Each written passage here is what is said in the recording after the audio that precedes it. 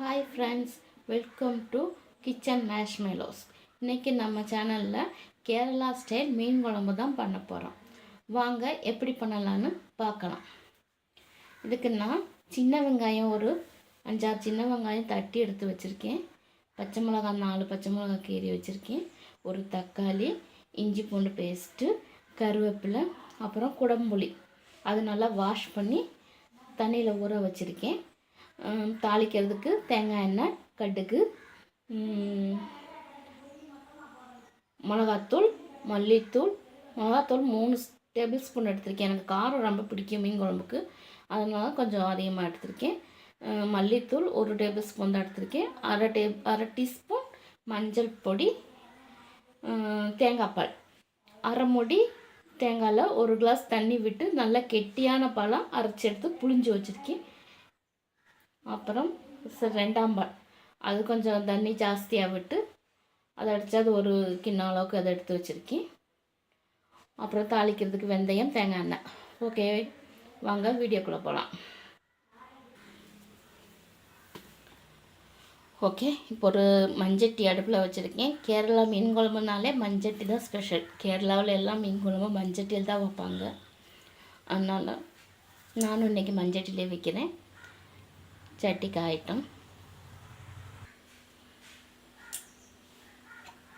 Okay, சட்டி காஞ்சிருச்சு. இப்போ எண்ணெய் சேர்த்துக்கலாம். தேங்காய் எண்ணெய் சேர்க்குறேன். கண்டிப்பாக கேரளா மீன் குழம்புக்கு தேங்காய் எண்ணெய் தான் சேர்க்கணும்.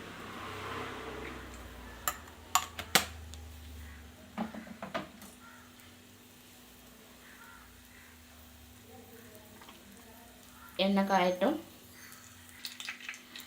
ஓகே, எண்ணெய் காஞ்சிருச்சு. இல்லை வெந்தயம் சேர்த்துக்கலாம். பாங்க, சும்மா ஒரு 5-6 வெந்தயம். ரொம்ப போட்டால் ஒரு கசப்பு எடுக்கும், அதனால் வெந்தயம் அளவாக சேர்த்துக்கிட்டால் போதும். வெந்தயம் பொரியட்டும்.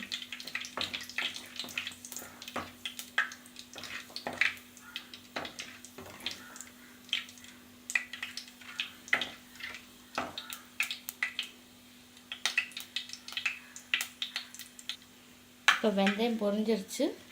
வெங்காயம் சேர்த்துக்கலாம்.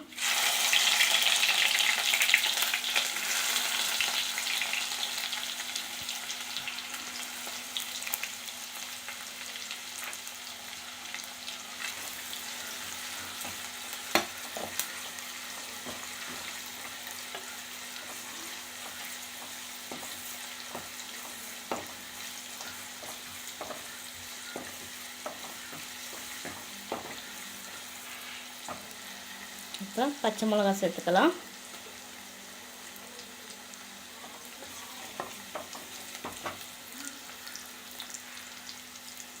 கருவேப்பிலை,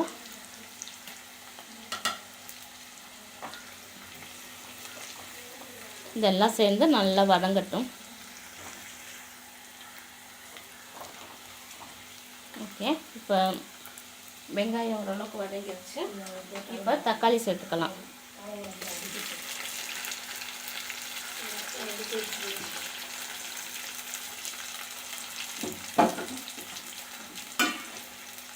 தக்காளி சேர்த்துட்டு இஞ்சி பூண்டு பேஸ்ட்டும் சேர்த்துக்கலாம்.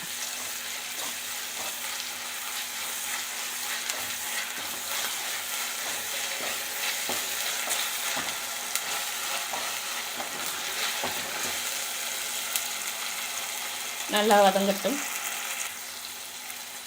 இப்போ தக்காளி நல்லா வெந்துருச்சு. இப்போ நம்ம எடுத்து வச்சுருக்குங்க பொடிகளை சேர்த்துக்கலாம்.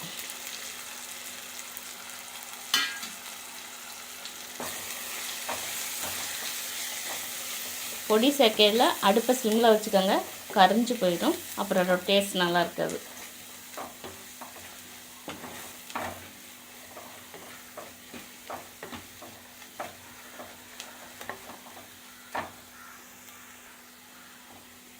இப்போ பச்சை வாடையெல்லாம் நல்லா போயிடுச்சு.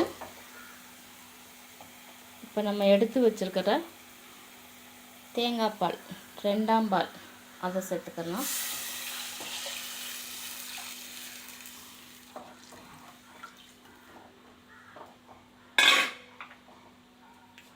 அப்புறம் எடுத்து வச்சுருக்கிற புளி, குடம்புளி. இது ஒரு பெரிய பீஸ் புளியை நான் 2-3 கட் பண்ணி போட்டிருக்கேன். இதுக்கு 1 பீஸ் புளி போட்டால் போதும். இப்போ உப்பு சேர்த்துக்கிடுவோம்.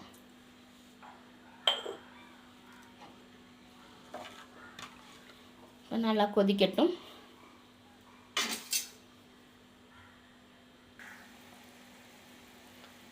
மீன் குழம்பு நல்லா கொதிக்க ஆரம்பிச்சிடுச்சு.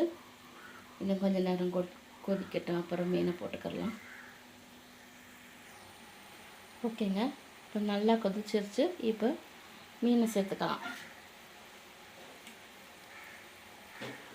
இது இங்கே புழ மீனுன்னு சொல்லுவாங்க. இது பேர் விழ மீன். இது நம்ம ஊரில் இதுக்கு என்ன பேர் சொல்லுவாங்கன்னு எனக்கு தெரியாது. நான் சேர்த்துக்கிறேன்.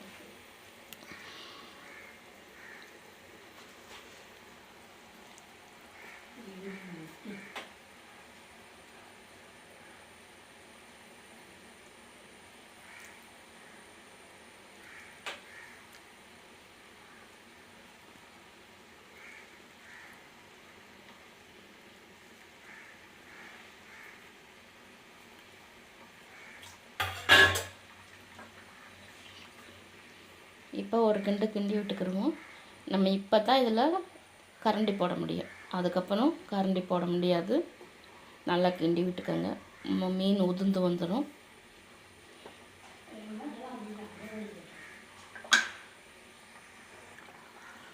இது நீங்கள் இந்த மீனில் தான் சேர்க்கணும்னு இல்லை, நமக்கு எந்த மீன் கிடைக்குதோ அந்த மீனில் வைக்கலாம். இந்த மீன் குழம்பு ரொம்ப டேஸ்ட்டாக இருக்கும். கேரளாவில் ஸ்பெஷலே மீன் குழம்பு தான். அவங்க ஒரு நாள் கூட மீனை மிஸ் பண்ணவே மாட்டாங்க. எல்லா நாளும் மீன் குழம்போ, மீன் வறுவல் இல்லாட்டியும் பரவாயில்ல, அவங்களுக்கு மீன் குழம்பு கண்டிப்பாக வேணும். மீன் குழம்பு நமக்கு இன்னைக்கு கரண்டி போட்டு கிண்டி விட முடியாது. நமக்கு வேணும்னா இப்படி சுற்றி விட்டுக்கலாம்.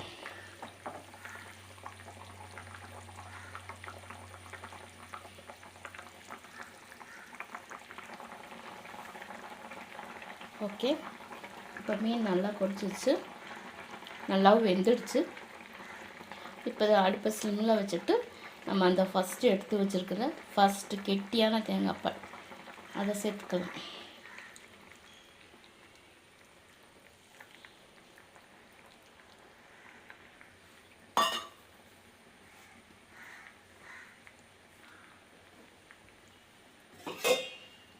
இப்போ சின்ன ஸ்பூனை வச்சு லைட்டாக கிளறி விட்டுட்டு மீன் குழம்பு இப்போ ஃபஸ்ட்டு பால் ஊற்றினதுக்கப்புறம் நம்ம அதிகமாக கொதிக்க விடக்கூடாது. என்னதாக போயிடும் பாருங்கள், மீனெல்லாம் கரையாமல் அப்படியே முழுசாக இருக்குது.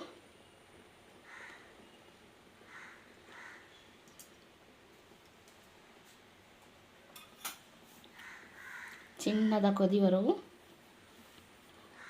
நம்ம ஸ்டவ் ஆஃப் பண்ணிக்கலாம். ஓகேங்க, நம்மளோட கேரளா ஸ்டைல் மீன் குழம்பு ரெடி ஆயிடுச்சு. எப்படி இருக்குன்னு பார்த்து நீங்களும் செஞ்சு பார்த்து எப்படி இருக்குன்னு எங்களுக்கு கமெண்ட் பண்ணுங்கள். எங்கள் சேனலை சப்போர்ட் பண்ணுங்கள், சப்ஸ்கிரைப் பண்ணிக்கோங்க, லைக் பண்ணுங்கள், ஷேர் பண்ணுங்கள். ஓகே, பாய்.